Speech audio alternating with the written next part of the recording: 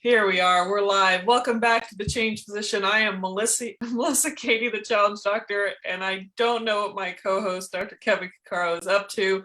He's the one in the hooded coat over there. I don't think it's that cold where he's at, but let me go ahead and finish our intro since I got distracted. This is our Saturday Salutations for the Change Physician podcast. Of course, it's coming to you live from Facebook.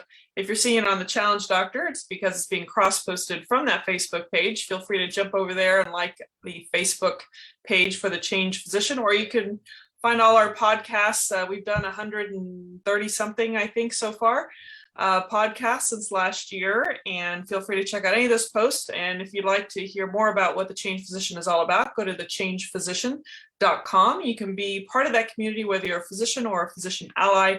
We'd love to see you there. Receive any comments or likes or subscriptions, even on our YouTube channel, where you can see this crazy man wearing his coat right now, and I don't think it's necessary.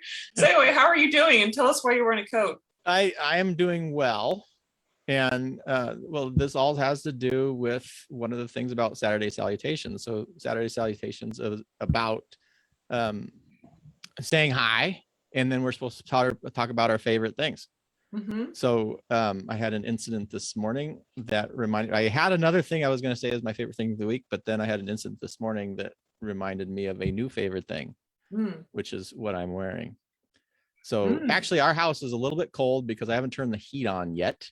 And we're heading into the fall weather. So it was like 62 in the house. And I hate to turn on the heat until I need to. But I was thinking about Big Green. And Big Green, when I moved to Chicago for medical school, so I moved from Carson City, Nevada, which tends to get some cold, but not Midwest cold. And my mother bought me this jacket before I left. And I thought it was funny because this is like literally wearing a sleeping bag. And Big Green saved my life. So I've never been in cold like Chicago ever, where it is like, I used to think that hats and scarves and gloves, unless you were skiing, were just accoutrements. Like I'm like, why would people wear those things? You absolutely positively need hats, scarves, and gloves in Chicago. Mm-hmm. And so you'd have a coat like Big Green. You would have a scarf that was a neck gasket so that no cold air could go down your thing. You would tighten this all up like this. And because that was sort of like my first experience in being that weather, I can't get rid of this jacket. I've worn it maybe 5 times in the last like 10 years. And I love Big Green. It is like a part of the family. And I saw it in the closet today. I took it out and I put them on. And I think Big Green, you're like wearing a hug every time. So I wanted to share, if you guys don't have a Big Green, and maybe you live in Austin where you don't think you need a Big Green, everybody needs a Big Green. It'll be 91 degrees today. So well, not quite that warm here, but it is my favorite thing. And I figured everybody should see Big Green. It's doing well. It's been 1998. So how many years is that? 20 something years. Yeah. 23 years. My jacket is 23 years, and he doesn't look an age over, he only looks 6 months. So he's doing well. Glad you're bringing him back out in the open, and glad to meet him. Is that the name of the company that sells them? No, there's an REI jacket. Oh, it's green jacket and it's big. It looks black. It's forest. Oh, forest I can green. see it. Yeah, you can tell a little bit. I used to wear a lot of this color, and anyway, my family knows about Big Green. Everybody needs to know about Big Green. Nice. Yeah. Well, I would definitely be supporting it because I tend to run cold out in those environments. When most people that are warm are cold too, of course, I'm going to be frigid. But yeah, very cool. Well, I don't know. We're starting with our favorite things. I should probably just think of what to share of my favorite things lately. I think I just have a lot of gratitude. I've seen some people that are very much just struggling to survive in other parts of the world, and don't even have a roof that they get, over their head they could call their own. And I'm just super grateful that I have, you have your protection from Big Green. But just have the protection of your own home, things that we don't, the privileges we have in this country that, granted, there are a lot of people that suffer within this country too, but there's just so much accessibility. And if you have the resources and been set off in a direction that you can acquire those things and work hard for those things. I'm just really grateful for a home that I was able to put a little sunroom in that I can still enjoy. And I can say that I'm still so grateful. And so it's like the best investment, because I love to be close to nature. And we just had a little chat offline about, journaling and some of these ideas that I won't go into depth right now, but just how important our overall wellness is, to be kind of not just moving and eating some healthy food and whatnot, but be connected with nature in whatever form or way you like to do that. It reminds me, sometimes I'm astounded, this goes off on another tangent, but how disrespectful some people can be towards nature. And because they're not used to seeing like animals, you see these crazy videos of people just tormenting the zoo animals and doing stupid crap. And I'm like, how can you do that? Like, there's just like this disregard for, I don't know. I have such an awe and love for just, of course, I'm not the greatest fan of wasps and bees, and well, bees are good, but wasps, I can't stand them. And big, huge mosquitoes seem like they don't need to be on this planet. But, other than that, I know there's an ecosystem that has to support each other, but I definitely like to just feel, I think that's why I love the sunroom. I don't get bit by mosquitoes. So I keep away the ones I don't like, but I get to see everything else. So love lots of windows and sunlight and getting outside every once in a while. So yeah, I'm just expressing gratitude for a roof over my head and a little plot of land that I have for myself and my husband. And especially during these times, I can enjoy the place I'm, kind of sequestering myself into. So there you go. I do think that's important, though. We talk about first world problems all the time, and it's so easy, and our brains are so good at gravitating onto negativity, like seeing threats and danger and negative things, that we tend to forget how good we have it. Yes. And the vast majority of people who are listening to this podcast, I guarantee you have it better than the majority of people in the world do, and we tend to forget that. It did make me think of some stoic exercises, like stoicism as this kind of comeback thing. I mentioned Ryan Holiday offline to you, who lives in Austin where you are, young guy, and he's been following stoicism for a long period of time. But there's these exercises where it comes to like negative visualization. So you actually imagine horrible, awful things so that you're prepared if or when those horrible, awful things occur, and also can reset. So we tend to think and invest so much intention into our problems as if they are the sole thing, that this bad thing in my life makes my entire life bad, when realistically it's one isolated piece of your life. And to use that to sort of reset. And then the other part was voluntary discomfort, where you actually put yourself, if we have warm, comfortable houses, well, put yourself in a situation. I've never done this, but they're still like sleeping on the floor, being outdoors, letting the mosquitoes bite you, which I wouldn't do. I already did it yesterday. Walking outside in brutal cold without Big Green on, but it's a good thing to do to sort of reset. And I'll from a personal standpoint, I'll say it's really easy for me to default to that negative standpoint, like everything is bad. So it becomes like, I'm really glad that you actually brought that up, because we are very lucky. We are very blessed. And that's the point with those gratitude exercises, really kind of rechange in Saturday Salutations, to rechange and refocus and allow us to see those things that we are grateful for, happy for, and want to see in the future. Yeah. So if you really want to appreciate a good, great shower and feeling clean, just roll around in some mud a little bit and see how you feel, and then go get yourself clean. Yeah, that is actually fun. Yeah. And then way you back realize when we might go houseboating with my best friend and his family, and I'll never forget, we went to this bay and there was this area of just total mud, and we literally coated ourselves with mud. It was the coolest thing. And then you jump in the lake and then you're like, it's fun. Yeah. God, I want to go roll around in mud now.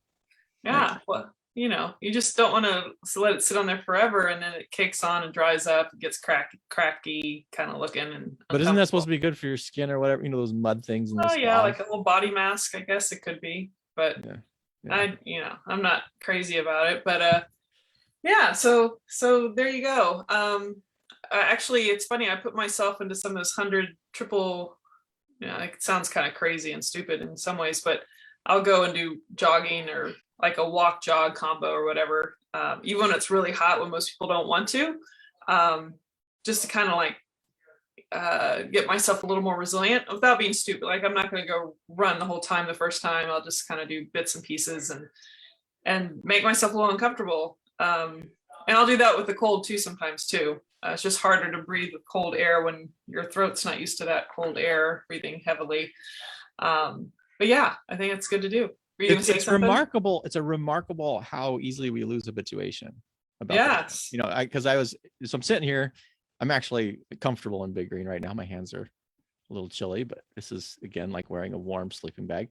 And I'm thinking though, is like you survive a Chicago winter, which are they're just so cold. If you guys have never experienced like a Midwest winter, you should do it at least once in your life. One weekend's good enough. Yeah, but then it's funny because then we moved to San Diego and now we're in Corvallis, which gets colder obviously than San Diego, but not that cold. And you just these little cold snaps and you turn into the biggest wimp. Like, I'm like, oh my God, this is so cold when it's real. Oh, it's only 20 degrees, right? Not negative 20 degrees. Right. And it's all because we've just lost that habituation. So yeah, exactly. Well, why don't you, because I usually do this, but you should do it this week, is go through the episodes that have posted and what is coming up. Surely. So what had happened was authenticity. Let's see, what's today's date? Today's the 9th. So last Sunday, we had a release of Authenticity in the Internet Era.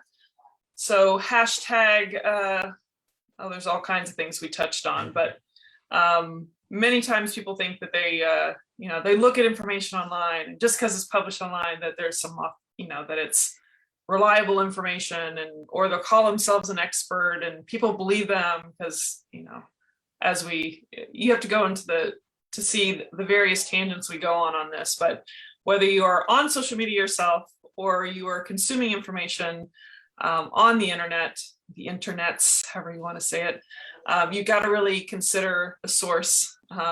In this day and age, there's so many realms of our lives that have been infiltrated with misinformation, disinformation, et cetera, or people faking that they're an expert. And because the person consuming it doesn't know anything, it's very easy for them to be misled. So let's just say that's how it all started. You can go watch that episode, which is 134.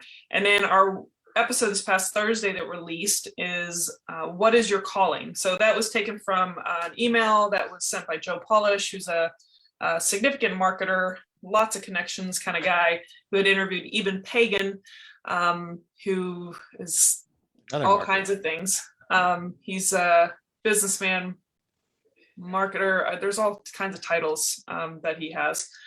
But Eben Pagan had multiple questions that were directed towards how to figure out what your calling is. And so we went through all those questions. So it'd probably be a nice exercise for anybody to do, to really consider and reevaluate their lives if they're trying to figure out what to do with their lives.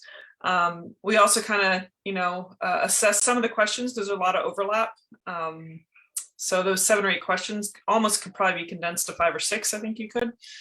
And that one's a great conversation, something that all of us can revisit from time to time. So check out those episodes 134 and 135. And what's coming up is we just interviewed Tim Creasy, who is a co-author of the Change. Oh, I don't want to say the wrong title. Change Movement. It's the human side of change is what we were focused on. He works with ProSci, not Prosky, ProSci, which you go to prosci.com. And there's a gentleman that developed the ADKAR method, ADKAR. I'm going to just say you have to go to the episode to figure out what the ADKAR is. but it has to do with how humans can successfully implement change. So they work with organizations, but they recognize that organizations cannot change without the individuals changing. So you have to address the human when it comes to the development of change and sustaining that change. So check out episode 136. And of course, 137 that follows that next Thursday is our deep dive into the same conversation. And we just take on a couple twists, and feel free to enjoy those episodes. And there you go. Voila. Voila. Voila. Yeah, that was a fun one with Tim for sure. And as always, when we have an interviewer or interviewee, and it's always the start of the conversation, you always want to bring him back again, and hopefully we'll get him back again to talk more in depth about specific change strategies, as well as his personal interests, which I can't remember if we revealed in that particular, if we discussed that or not in the episode, but it's awesome. And I really want to have him come back and talk about that. So, hey, we're the change physician. We're always evolving and changing. You could say it's the changing physician because we're all changing, but it all has to do with change. And I think he and what he does in the 20 plus years of research specific to what they do is interesting enough for us to say, hey, you just need to have some repeated conversations about this. And there were some themes that come up again and again that we have talked about on the change physician multiple times. And this kind of delves into the authenticity thing is if I always kind of look for themes. What is it that seems to repeat over and over and over again? And when you can see those patterns, that really provides a sense of perspective on a lot of different things. And when you're looking at, like, obviously when you're doing evidence review or you're looking at research and you're kind of looking at long-term data, that's the biggest thing I look for is what's the commonalities, what's the differences, what's the exceptions, but really what is the pattern that's being established there? And with that particular episode, when it comes to the ADKAR method, there are some specific patterns in that interview, the stuff we discussed, that if you've been a long time listener, you should see from a lot of other interviews that we've done. That's a good thing, right? When you hear those things repeated and seen and kind of follow the data behind them, in our post-truth world, that's probably the closest we ever get to discovering, well, okay, this seems to be true, or as true as possible when you're involving a human brain.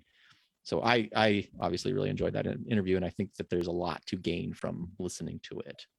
Well, I think just as an extension of that one of our most recurring themes being awareness, that our podcast, I think, creates awareness.